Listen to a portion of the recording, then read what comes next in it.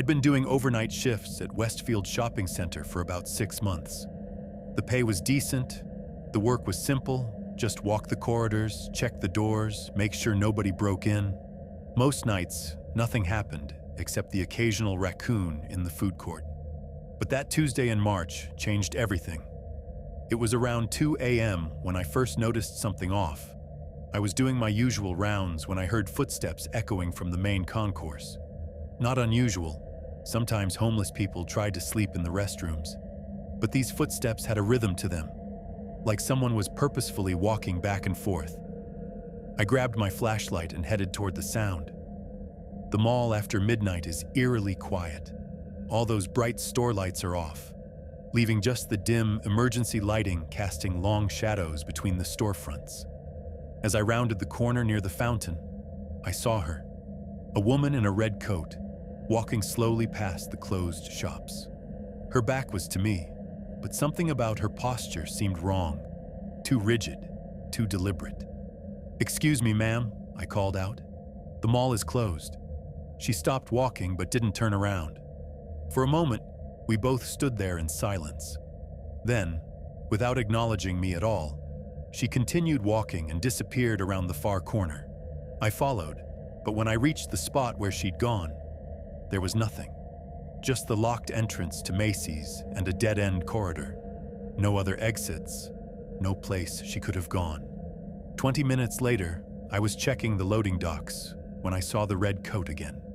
This time, she was standing perfectly still near the jewelry kiosk in the center court, facing away from me. The emergency lights created this unsettling silhouette that made my skin crawl. I approached more cautiously this time. "Ma'am, I need you to leave the premises." Again, she didn't respond. But as I got within about 10 feet of her, she started walking again. The same measured pace, the same unnatural posture. I quickened my step to catch up, but she turned the corner into the department store wing. When I rounded that corner, seconds later, she was gone again. This continued for the next 3 hours. Every 30 to 40 minutes, I'd spot the red coat somewhere else in the mall. Always walking, never acknowledging me, always vanishing when I tried to approach.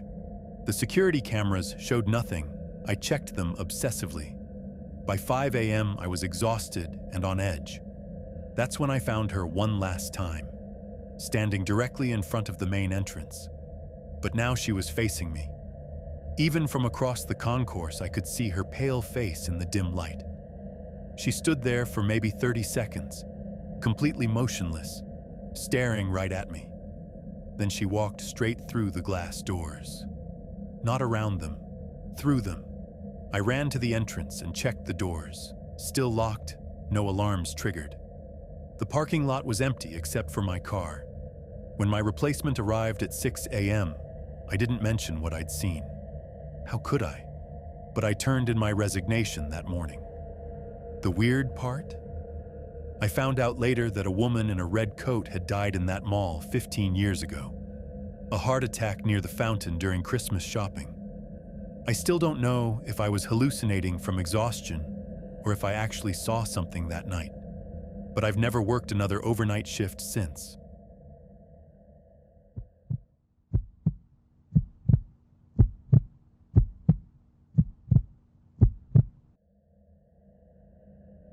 It was a Tuesday in February, around 9:30 p.m. I'd been delivering pizza for about 8 months, mostly working the dinner rush in the nicer parts of town. But that night, our regular driver called in sick, so I got stuck with the late shift in the kind of neighborhood where porch lights stay broken and dogs bark behind chain-link fences. The order came in just before closing. 2 large pizzas, garlic bread, and a 2-liter. Cash only. The address led me to a duplex at the end of a dead-end street, where half the streetlights were out, and the other half flickered like dying fireflies. I grabbed the insulated bags from my passenger seat and walked up the cracked driveway. The house looked normal enough. White siding, small front porch, newspapers piled up by the door. But something felt off. All the windows were covered with thick curtains, and I could hear what sounded like a television playing way too loud inside. I knocked and waited. Nothing. Knocked again, harder this time. "Pizza delivery," I called out. Finally, footsteps. The door opened just a crack, and I saw one eye peering out through the chain latch. "You're late," a man's voice said. I glanced at my phone. "Actually, I'm right on time." The door closed. I heard whispers, at least 2 different voices, maybe 3. When it opened again, the chain was off, and a middle-aged guy in a stained t-shirt stood there holding exact change. "Bring it to the kitchen," he said, stepping aside. "Here's the thing about pizza delivery. You're supposed to stay at the door. Company policy." But this guy was already walking away, and I needed the tip. I followed him inside, and immediately noticed the smell. Not garbage or dirty dishes, but something chemical.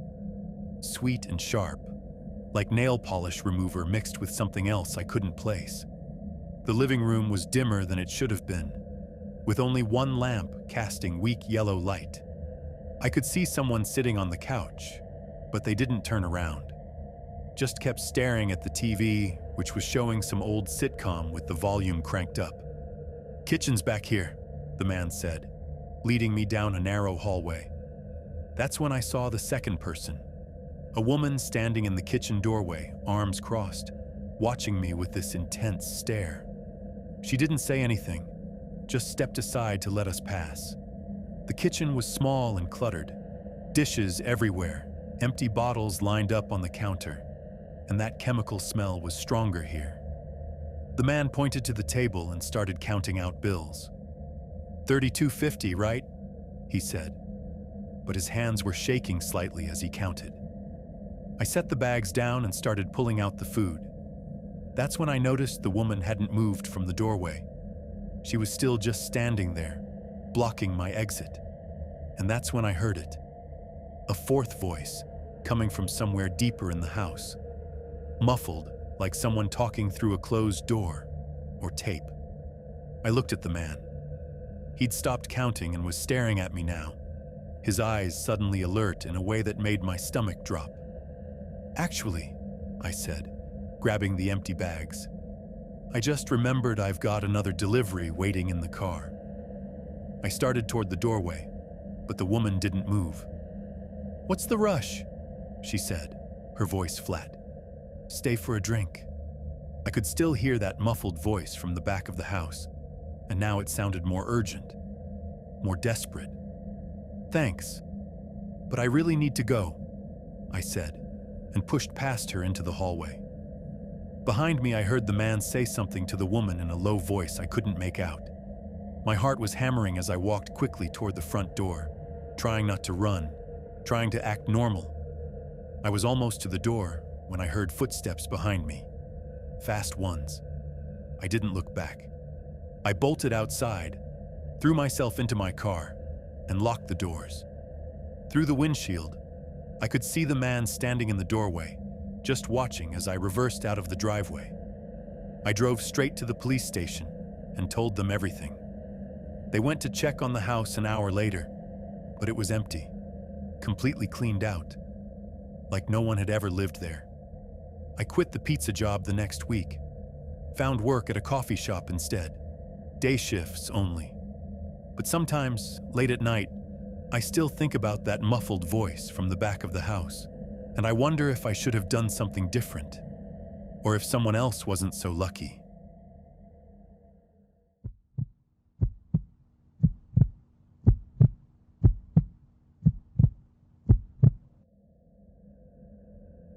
I'd been driving delivery routes for nearly a decade, but this run was different.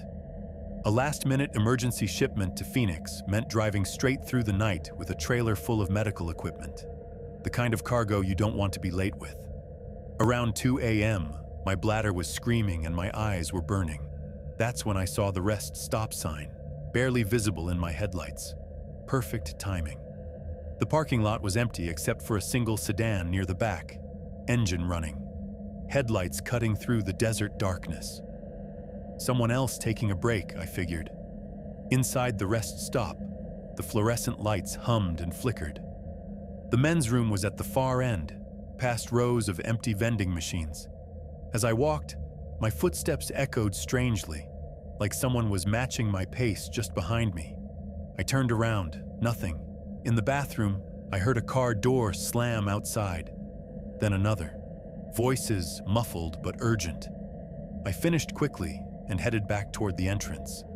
That's when I noticed the sedan was now parked directly behind my truck, blocking me in.